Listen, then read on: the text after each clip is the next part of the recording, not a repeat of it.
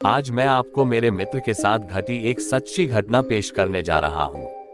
मेरे मित्र का नाम वसीम है और हम बचपन से ही बहुत अच्छे दोस्त हैं और हमारी हर एक बात एक दूसरे से शेयर करते हैं।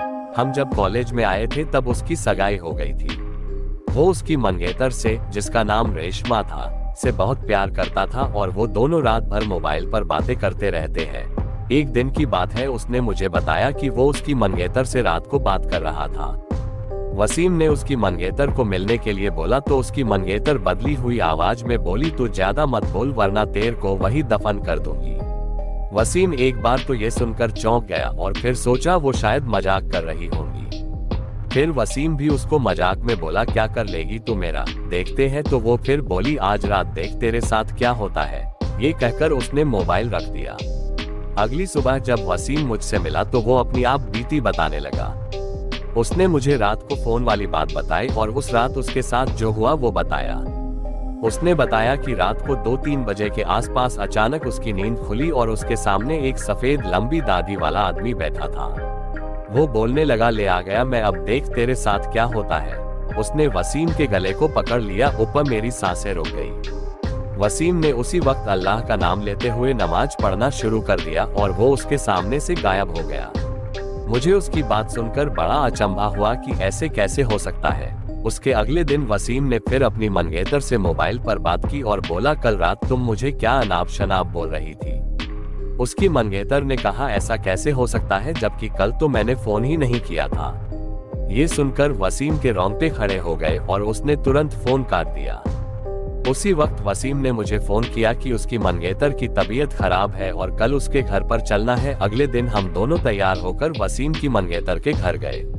वहां हमने दरवाजा खटखटाया तो उसकी मंगेतर सामने खड़ी थी और बदली हुई आदमी की आवाज में बोली, तू फिर आ गया ना, तूने अगर अंदर कदम रखा तो यहीं पर तेरा जनाजा निकाल दूंगा। वसीम बोला कि ये क्या बोल रही है तू। वसीम आगे था और जैसे ही उसने घर में कदम रखा उसकी मंगेतर ने दीवार पर टंगी तस्वीर उतारकर वसीम के सर पर दे मारी। उसके सर से खून बहने लग गया। वसीम के ससुर और सालों ने उसकी मंगेतर को पकड़कर बिठाया। फिर उसके सालों ने वसीम के सर पर पट्टी बांध दी। रेशमा के दादाजी ने बताया कि रेशमा को जिन का साया लग गया है। इस पर वसीम के ससुर ने उन्हें अपना मुंह बंद रखने को कहा। थोड़ी देर रुककर हम वहां से सीधे अस्पताल जाकर ढंग से पट्टी करवाए। उसके अगले ही दिन मुझे वसीम का फोन आया कि रेशमा की तबीयत बहुत खराब है और वो अस्पताल में भर्ती है। वसीम ने बाइक निकाली और हम दोनों जल्दी अस्पताल पहुंचे। वहां पर पहुंचते ही हमने डॉक्टर से रेशमा की हालत पूछी तो उसने बताया कि उसकी हालत बहुत नाजुक है, कोई असली बीमारी का पता नहीं चल पा रहा है और उसके घर वालों को डॉक्टर ने रेशमा को घर ले जाने को कहा। सभी हैरान थे कि ऐसी क्या बीमारी है जिसका इलाज डॉक्टर के पास भी नहीं है। फिर उसके घर वाले रेशमा को घर ले आए। रेशमा ने वसीम को बुलाया और कहा कि मैं अब ज्यादा दिन जिंदा नहीं रह पाऊंगी और तुम किसी अच्छी लड़की से शादी कर लेना। ये सुनकर वसीम की आंखों में आंसू आ गए और बोलने लगा कि मैं तुम्हें मरने नहीं दूंगा। फिर रेशमा के दादाजी ने उसको पास ही के पीर बाबा के पास ले जाने को कहा।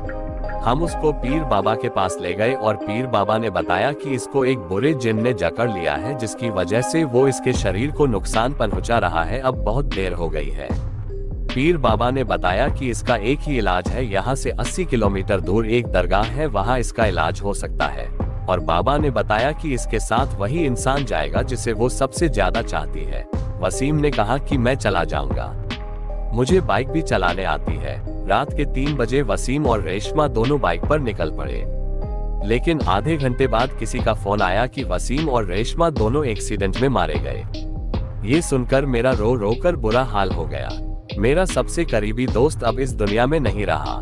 तो दोस्तों, अगर ये कहानी आपको अच्छी लगी तो वीडियो को लाइक करो और शेयर करो और कमेंट करके जरूर बताओ कि आपको कैसी लगी ये कहानी। और ऐसे ही और भी कहानियों के लिए इस चैनल को सब्सक्राइब करो। और अगर आप लोगों के पास भी कोई कहानी है और आप उसे मेरे चैनल पे बताना चाहते हैं तो कमेंट करिए, मैं आपकी कहानी इस चैनल पे बताऊंगा। मिलते हैं अगले वीडियो में।